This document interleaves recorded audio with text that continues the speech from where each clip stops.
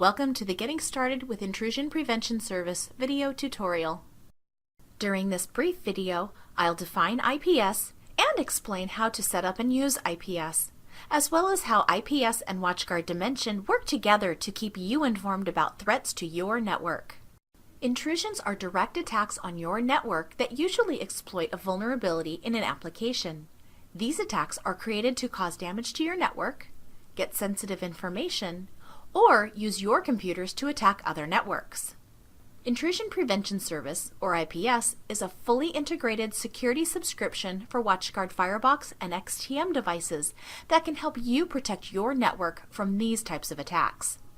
IPS works in tandem with your Firebox or XTM device to provide real-time protection from threats such as spyware, SQL injections, cross-site scripting, and buffer overflows.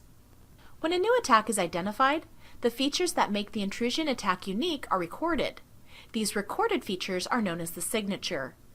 IPS uses these signatures to identify intrusion attacks. IPS scans traffic on all major protocols using continually updated signatures to detect and block identified attacks.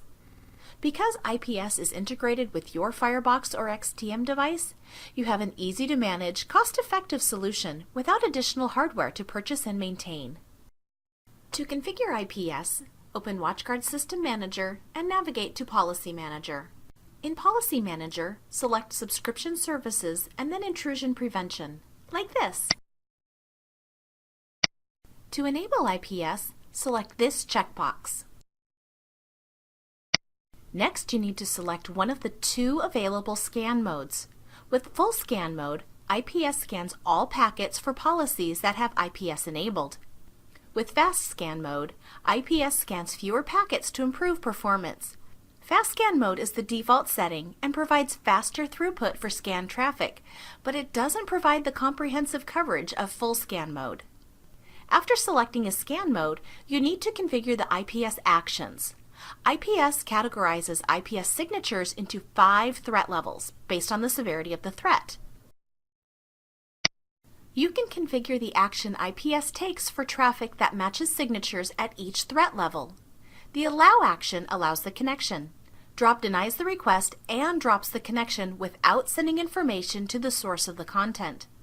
Block denies the request, drops the connection, and adds the IP address of the source to the blocked sites list. For actions at each threat level, you can also select whether IPS creates a log message or triggers an alarm. By default, IPS drops and logs traffic that matches signatures at the critical, high, medium, or low threat levels. Traffic that matches signatures at the information threat level is allowed and not logged by default. To keep things simple, I'll accept the default settings. When you enable IPS, it's enabled for all policies by default. On the Policies tab, IPS can be enabled or disabled for specific policies. After you enable IPS, it's enabled by default in any new policies you create.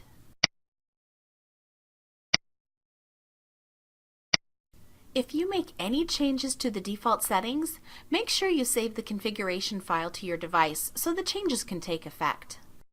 Now that I've configured and enabled IPS, I want to make sure that it protects my network from the latest threats. How do I do this? By enabling automatic updates for intrusion prevention signatures. To configure signature update settings, start by clicking here. To enable automatic signature updates, make sure this checkbox is selected. Here is where you specify the interval between automatic updates. The default is 1 hour. I like that interval, so I'll leave it as it is, but you can change it according to your specific needs. Select this checkbox to automatically update signatures at the update interval selected above. The same update server settings apply to all of the signature-based services, Gateway AV, IPS, Application Control, and Data Loss Prevention, though you can independently enable automatic updates for each service. Don't change this URL unless you're instructed to do so by Watchguard. If you do happen to incorrectly or accidentally change it, click the Restore Defaults button here. If your Firebox or XTM device must connect through an HTTP proxy to get the signature update server, add the information about the HTTP proxy server here.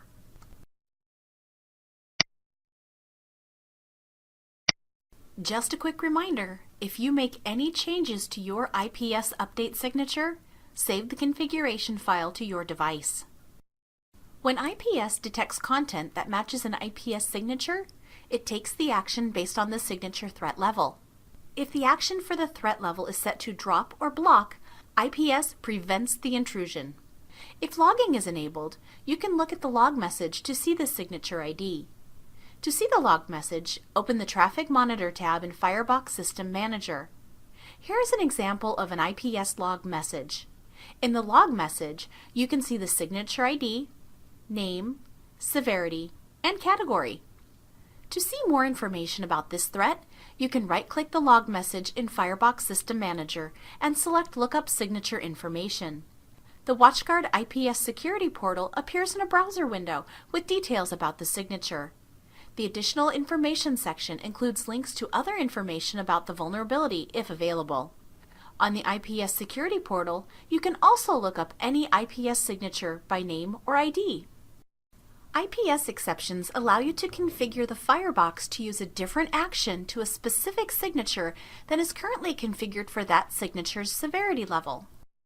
If you know that a specific signature is triggered as a false positive for your environment and that signature doesn't pose a risk in other policies, you can use exceptions to allow that specific signature. To add an IPS exception, open the IPS configuration dialog box, like this. When the dialog box opens, click here. In the Signature Exceptions dialog box, type the signature ID and then click Add.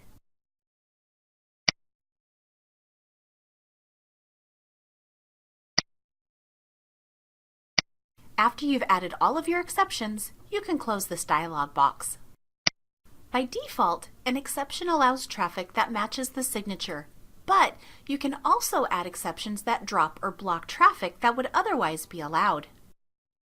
Finally, to see IPS working for you, let's take a look at Watchguard Dimension. With Dimension, you can prove the worth of your IPS investment. To review the actions IPS has taken, in Watchguard Dimension, navigate to the Services reports, like this. Watchguard Dimension includes predefined reports that are automatically generated from the log message data from your Firebox or XTM device, Fire clusters, and Watchguard servers.